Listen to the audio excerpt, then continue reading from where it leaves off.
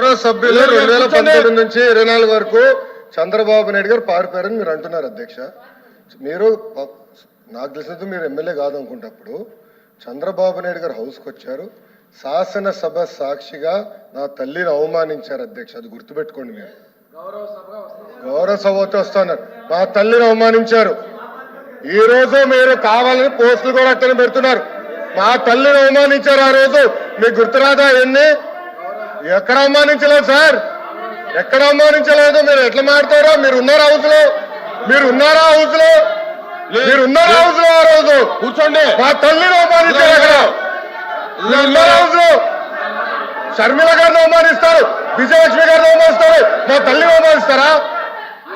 ఏం గుర్తురాదా మీకు? అది ఒక్క నిమిషం నేను కూడా మాట్లాడచ్చు.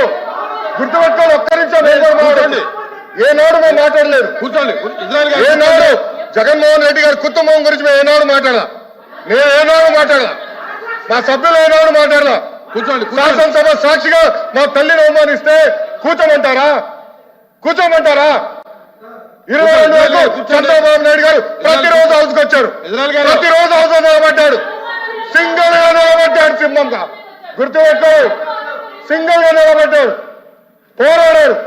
ఆ రోజు మా తల్లిని అవమానించారు కనుకనే బాధ తట్టుకోలేక సభ బైకాట్ చేసి బయటకు వెళ్ళారు.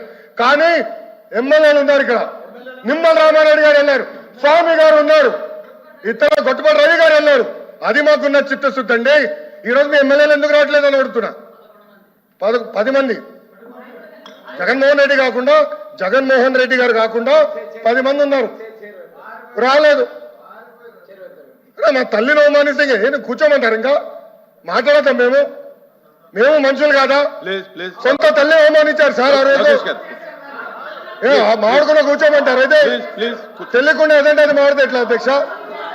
ఎందుకు ఆ రోజు బైకాట్ చేస్తారో మాకు తెలుసు. నేను అక్కడే కూర్చోండి. కూర్చోండి కూర్చోండి సార్. అధ్యక్ష సమర్థించట్లేదు అంటారు. ఒక్క నిమిషం. ఇప్పుడు సమర్థించట్లేదు అంటారు.